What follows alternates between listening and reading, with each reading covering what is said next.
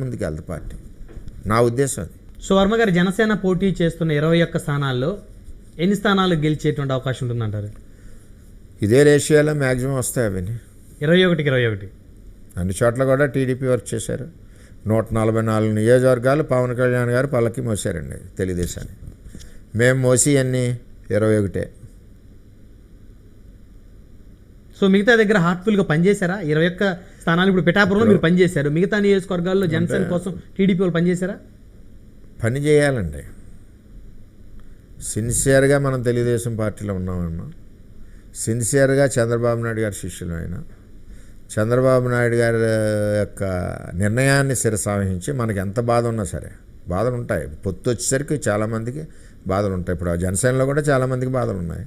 ఆ బాధలు తీర్చుకోవాల్సిన బాధ్యత కళ్యాణ్ గారిది, చంద్రబాబు నాయుడు సంబంధం లేదు. తెలుగుదేశం పార్టీలో మేమందరం పడిన ఇబ్బందులు తీర్చుకోవాల్సిన బాధ్యత చంద్రబాబు నాయుడు, పవన్ కళ్యాణ్ గారికి సంబంధం లేదు. పార్టీ లైన్, పార్టీని పవర్లోకి వచ్చే పరిస్థితుల్లో మన వలన డ్యామేజ్ అవ్వకూడదు,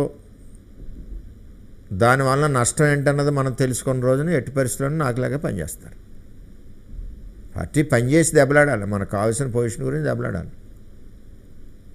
చేత సాధ్యమైనంత వరకు ఎవరు కూడా ఇబ్బంది పెట్టలేదు, ప్రతి చోట కూడా చేసుకుంటాను వచ్చారు. సో వర్మ గారి రాజకీయ భవిష్యత్తు ఏంటి?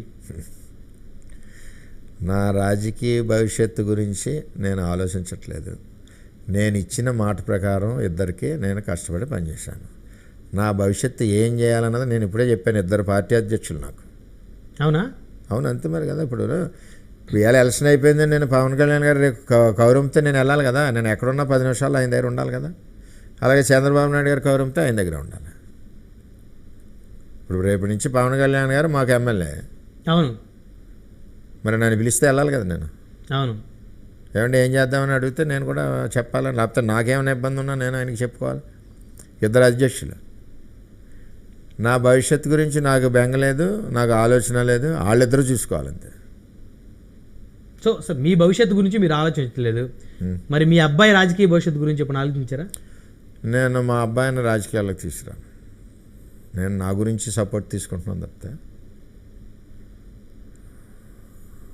రాజకీయం వస్తే ఇంకా ఫ్యామిలీ లైఫ్ పోద్ది, వ్యాపారం పోద్ది, అన్ని రకాలుగా పోద్ది. ఒకరిని ఖర్చు పెడుతున్నాను నేను, ఒక ఏపీ నుంచి తవ్వుకుంటూ వస్తున్నాను నేను. అవును. ఇంకిద్దరు నాకు ఆ ఇంట్రెస్ట్ లేదు. వాడిని కూడా నేను అడ్వైజ్ ఇస్తాను, వస్తే నేనేమీ చేయలేను. కానీ మీ అబ్బాయికి రాజకీయాల మీద బాగా ఇంట్రెస్ట్ ఉన్నట్టుంది కదా సార్? అంటే వర్క్ చేస్తున్నారు. వర్క్ చేసేటప్పుడు కూడా మొన్న కూడా మా మిస్సెస్ కానీ ఇద్దరు కూడా మరి మనల్ని తప్పు పడతారేమో ప్రజలు కానీ, ఇక్కడ మీ ఎలక్షన్ ప్రతి ఎలక్షన్ మనం పనిచేస్తూ ఉన్నాం కదా 9 నుంచి, ఈ 40 రోజులు కూడా మేము కూడా పనిచేస్తామని చెప్పి వాళ్ళు చెప్పారు. అది మంచి నిర్ణయం, అది నేనే చెప్దాం అనుకుంటున్నాను మనసులోది అని చెప్పి అప్పుడు షెడ్యూల్ డిసైడ్ చేసి ఎక్కడెక్కడ ఉపయోగం ఉందో మా మిస్సెస్ను అక్కడికి నేను పంపించాను. లేడీస్ టీమ్ తోటి వెళ్ళారు. సో ఎలక్షన్ అయిపోయిన తర్వాత పవన్ కళ్యాణ్ గారు మీరు కూర్చొని అంటే ఎలా జరిగింది పోలింగ్ అనేది ఏమన్నా మాట్లాడుకున్నారు సార్? ఆయన ఇక్కడ లేరు కదా. పోలింగ్ ఉంటే డిస్టర్బ్ అవుద్ది. పవన్ కళ్యాణ్ గారు పోలింగ్ ఉన్నారనుకోండి, ఒక 5,000 మంది ఆ ఇంటి చుట్టూ ఉంటారు మోటార్ సైకిల్ వేసుకుని. ఈ 5,000 మందితోటిని 5,000 ఓట్లు పోతాయి. అవును. నేనే అడ్వైజ్ ఇచ్చాను ఆయనకి, మీరు కూడా ఇక్కడ ఏదో అనుకుంటారని కాదు, మీరు బూత్ దగ్గరికి వచ్చిన ఇబ్బందే. పిఠాపురంలో బూత్ దగ్గరికి వచ్చాడు అనుకోండి, ఆయన దగ్గర 44 ఎన్నో ఉన్నాయి బూత్లు. 44 బూత్లో ఉన్న వాళ్ళు వచ్చి పవన్ కళ్యాణ్ గారి దగ్గర ఉంటారు. మరి ఓటు ఎవరు వేస్తారు? అప్పుడు ఓటింగ్ పర్సంటేజ్ పడిపోద్ది. అవును. మళ్ళీ వీళ్ళు వెళ్ళేసరికి టైం అయిపోద్ది.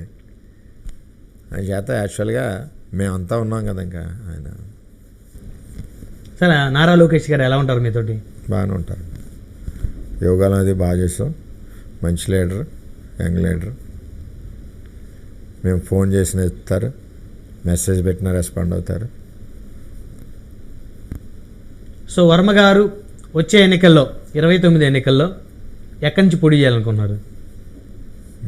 ఎక్కడి నుంచి ఇద్దరు డిసైడ్ చేస్తారు. వాళ్ళిద్దరు, మా ప్రెసిడెంట్లు ఇద్దరు, కళ్యాణ్ గారు చంద్రబాబు నాయుడు గారు డిసైడ్ చేస్తారు. సో ఖచ్చితంగా చంద్రబాబు గారు బహిరంగ సభలో ఏదైతే అనౌన్స్మెంట్ చేశారో దాని మీద ఆయన నిలబడతారు అని అనుకోవచ్చా పిఠాపురం ప్రజలు?